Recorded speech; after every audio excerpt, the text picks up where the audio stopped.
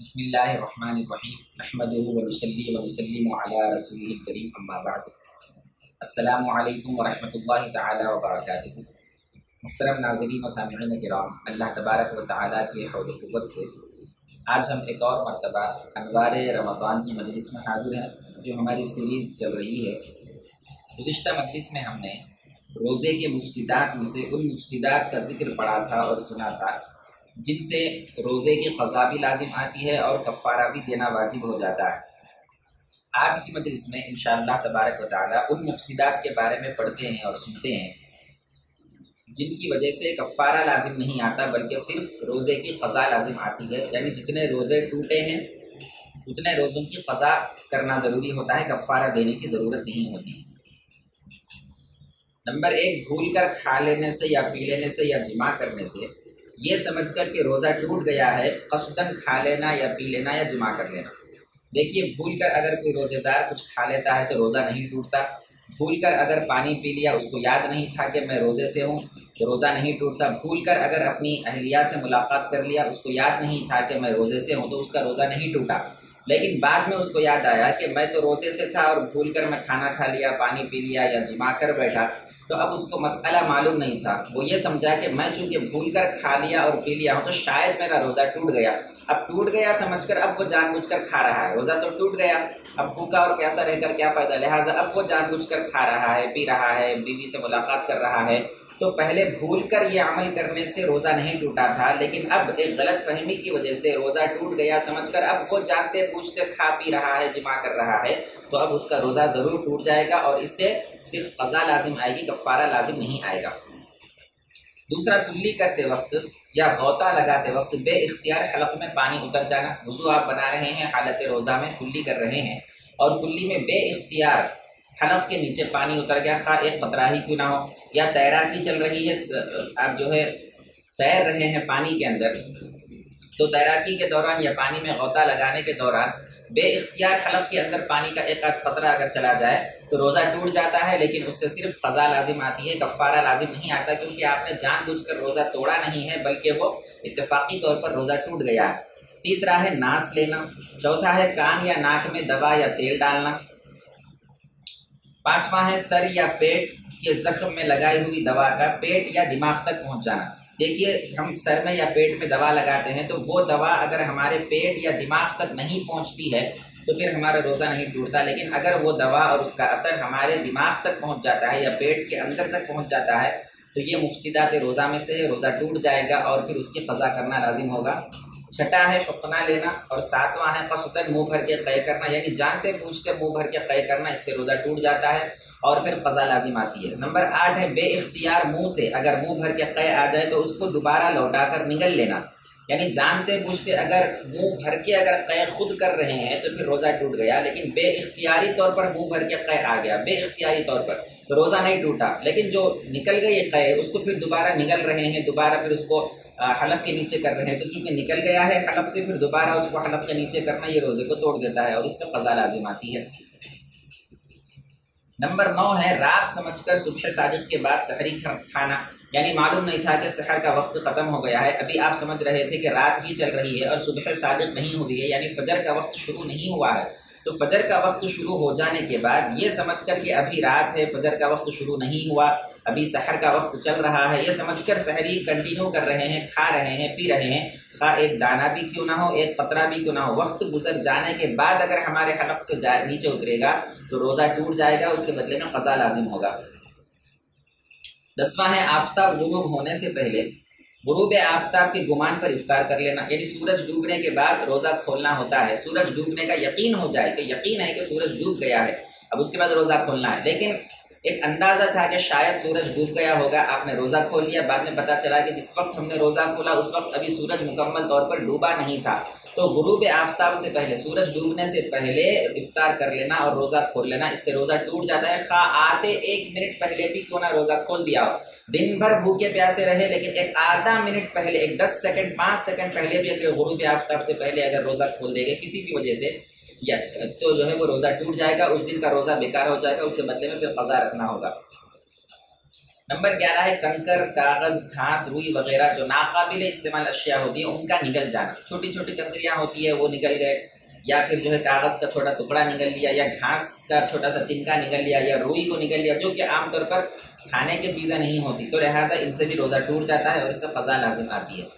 12वां है इख्तिलाम होने पर यह समझना कि रोज़ा टूट गया और ये समझकर जानबूझकर खा लेना या पी लेना। देखिए ख्वाब में और नींद में जो इख्तिलाम होता है उससे हरगिज़ रोज़ा नहीं टूटता, लेकिन चूंकि मसला मालूम नहीं था कई लोगों को, तो लोगों ने समझा कि चूंकि इख्तिलाम हो गया तो शायद रोज़ा टूट गया, लिहाजा अब वो जानबूझकर खा रहा है पी रहा है, तो अब उसका रोज़ा टूट गया, क़ज़ा लाजिम आती है। नंबर 13 है किसी की ज़बरदस्ती करने की वजह से या नींद की हालत में मुंह में पानी डाल देने की वजह से रोज़ा टूट जाता है। देखिए आप खुद अगर पी रहे हैं जानते बूझते तो रोज़ा टूट गया, क़ज़ा भी हो गई और कफ़ारा भी लाजिम आ गया। लेकिन अगर कोई आपको मजबूरी पानी पिला रहा है, मजबूरन आपको रोज़ा तोड़ने पर मजबूर कर रहा है, या आप सोए हुए हैं नींद में आपके मुँह में कुछ पानी डाल दिया, तो बहरहाल रोज़ा तो टूट जाएगा। लेकिन चूँकि ये अमल मजबूरी में हुआ है, आपके इख्तियार से नहीं हुआ है, इरादे से नहीं हुआ है, लिहाजा इससे सिर्फ क़ज़ा लाजिम आएगी और कफ़ारा लाजिम नहीं आएगा। 14वां है आंसू या पसीने के इस कदर कतरों का मुंह में चला जाना कि उसका खारापन और उसकी नमकीनी मुंह के अंदर महसूस हो। आंसू निकलते हैं बसा औकात तो उसको मुंह के अंदर महसूस कर रहे हैं, उसकी नमकीनी, उसके खारेपन को पूरे मुंह के अंदर उसका खारापन और उसकी नमकीनी महसूस हो रही है, या फिर जो है पसीना मुंह के अंदर जा रहा है और उसका खारापन और उसकी नमकीनी पूरे मुंह के अंदर महसूस हो रही है, तो फिर ऐसे हालत में भी रोज़ा टूट गया और उससे क़ज़ा लाजिम आ जाती है।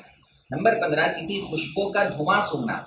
अच्छी तरह सुनने वाला मसला है, कई लोगों को पता नहीं चलता कि धुआं जब सूंघा जाता है खुशबू लेने के लिए, तो उस धुआं सूंघने की वजह से रोज़ा टूट जाता है। मसलन हम अगरबत्ती जलाते हैं खुशबू हासिल करने के लिए, बुखूर जलाते हैं, ऊद जलाते हैं, तो उससे जो धुआं निकलता है उससे खुशबू फैलती है माहौल के अंदर, फ़ज़ा के अंदर, तो ऐसा धुएं से खुशबू हासिल करना रोज़े की हालत में ये रोज़े को तोड़ देता है, इससे रोज़े की क़ज़ा लाजिम आती है। हाँ, अगर आप खुशबू इस्तेमाल करना चाहते हैं तो बहालत रोज़ा इतर लगा सकते हैं, इतर लगाने से रोज़ा नहीं टूटता, लेकिन वो खुशबू जो धुएं की शक्ल में आती है उससे रोज़ा ज़रूर टूट जाता है।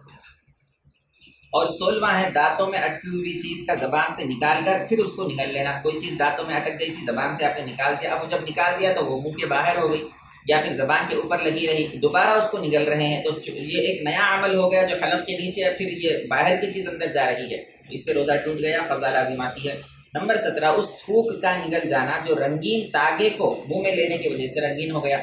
बसा औक़ात मुंह से हम कोई तागा वगैरह पकड़ते हैं या कुछ तागे को हम जो है मुंह में लेते हैं, तो उन तागों के ऊपर बसा औक़ात रंग किया हुआ होता है, कोई भी रंग का तागा है, तो तागे को मुंह में लेने की वजह से उस तागे का जो रंग है वो हमारी थूक में मिल जाता है और हमारा थूक भी उस रंग का हो जाता है, तो उस रंग वाले थूक को निकल लेने की वजह से रोज़ा टूट जाता है और क़ज़ा लाजिम आती है। नंबर 18 है रमज़ान के अदाई रोज़ों के सिवा और दूसरे रोज़ों को तोड़ देने की वजह से सिर्फ क़ज़ा लाजिम आती है, कफ़ारा लाजिम नहीं आता। याद रखिए कि जो कफ़ारा है वो सिर्फ रमज़ान के अदा रोज़ों के अंदर है। अगर जो औरतें नापाकी की हालत में होती हैं, रमज़ान में उनके कुछ रोज़े छूट जाते हैं, बाद में किसी महीने में वो रमज़ान के रोज़ों की क़ज़ा कर रही हैं और वो रोज़ा टूट जाता है, तो क़ज़ा रोज़ा जब टूट जाता है तो फिर उसके बदले में सिर्फ क़ज़ा रखना होता है, यानी क़ज़ा रोज़े के बदले में क़ज़ा रोज़ा, लेकिन कफ़ारा वाजिब नहीं होता। रमज़ान के सिर्फ अदा रोज़ों में कफ़ारा होता है अगर वो टूट जाता है और कफ़ारे के शराइत पाए जाते हैं। या फिर और कोई रोज़ा रख रहे हैं रमज़ान के अलावा, मसलन शव्वाल के रोज़े हैं या शब बारात के दूसरे दिन का रोज़ा रख रहे हैं या मुहर्रम में आशूरा का रोज़ा रख रहे हैं या कोई और अय्याम बीज़ के रोज़े या कोई और नफिल रोज़े रख रहे हैं, तो अगर वो तोड़ देते हैं या टूट जाता है किसी वजह से, तो फिर चूँकि वो रमज़ान के रोज़े नहीं है, रमज़ान के अलावा जितने भी जो भी रोज़े टूटेंगे उन रोज़ों में अगर ऐसे मुफसिदात पेश आ जाते हैं तो सिर्फ क़ज़ा लाजिम आएगी, कफ़ारा लाजिम नहीं आएगा। कफ़ारे का मसला सिर्फ रमज़ान के अदा रोज़ों के अंदर है, उसके अलावा किसी भी रोज़े में कफ़ारे का मसला नहीं है, सिर्फ क़ज़ा का मसला है। लिहाजा ये 18 सूरतें हैं जो मुफसिदात रोज़ा की हैं और जिनसे सिर्फ क़ज़ा लाजिम आती है, कफ़ारा लाजिम नहीं आता। अब आखिर में यहाँ पर बाज़ ऐसी सूरतें जिनसे रोज़ा नहीं टूटता लेकिन हम समझते हैं कि शायद इससे रोज़ा टूट जाता है, तो वो भी जो है जहन नशीन करने की ज़रूरत है। अगर रोज़ेदार को रोज़ा याद ना हो और वो भूल कर कुछ खा ले या पी ले या भूल कर जिमा कर ले, उसको मालूम नहीं था कि मैं रोज़े से हूँ, याद नहीं था, भूल गया था, तो लिहाजा भूल कर खाने से, पीने से या जिमा करने से रोज़ा नहीं टूटता। बेइख्तियार हलक में गुबार या धुआं या मक्खी चली जाए तो उससे रोज़ा नहीं टूटता। बेइख्तियार अगर हलक में कुछ धूल चली गई, मक्खी चले गई या धुआं चला गया कोई किसी चीज़ का तो फिर उससे रोज़ा नहीं टूटता। बेइख्तियार मुंह से क़य आ गई, अगरचे के मुंह भर के ही क़य क्यों ना आई हो, उससे रोज़ा नहीं टूटता। नींद में ख्वाब में अगर इख्तिलाम हो जाए उससे रोज़ा नहीं टूटता। दांतों से जो खून निकल कर हलक में चला जाता है उससे रोज़ा नहीं टूटता। मगर अगर थूक के ऊपर वो खून गालिब हो, यानी खून की मिकदार ज़्यादा हो, थूक की मिकदार कम हो, तो फिर ऐसी सूरत में रोज़ा टूटता है। और इसके अलावा जो है बात सूरतें ऐसी है जो आजकल के ज़माने में हम समझते हैं कि इससे रोज़ा नहीं टूटता, लेकिन याद रखें कि उससे रोज़ा टूट जाता है। जैसे कि वैक्सीन लेना, इंजेक्शन लेना, ग्लूकोज लेना, दवाई का खाना, दवाई का इस्तेमाल करना, ये ऐसी चीज़ें हैं जिनसे रोज़ा टूट जाता है। लिहाजा एहतियात करना चाहिए कि हालत रोज़ा में ये चीज़ें नहीं करना चाहिए। अब ये चंद रोज़े के चंद मुफसिदात वगैरह थे। अल्लाह तबारक व तआला से दुआ है कि अल्लाह ताला इन मसाइल को समझने की तौफ़ीक़ अता फ़रमाए और कुरान और सुन्नत के मुताबिक, शरीयत मुतहरा के मुताबिक रोज़ा रखने की तौफ़ीक़ अता फ़रमाए। जितने रोज़े हो चुके हैं उसको अपने हबीब मुकर्रम अलैहिस्सलातु वस्सलाम के सदक़े और तुफ़ैल में कबूल फ़रमाए, और जितने रोज़े बाकी है उनमें सेहत व सलामती के साथ, आफ़ियत के साथ, ईमान और एहतिसाब के साथ रोज़ा रखने की तौफ़ीक़ अता फ़रमाए। वमा अलैना इल्लल बलाग़। वस्सलामु अलैकुम व रहमतुल्लाहि व बरकातुहू।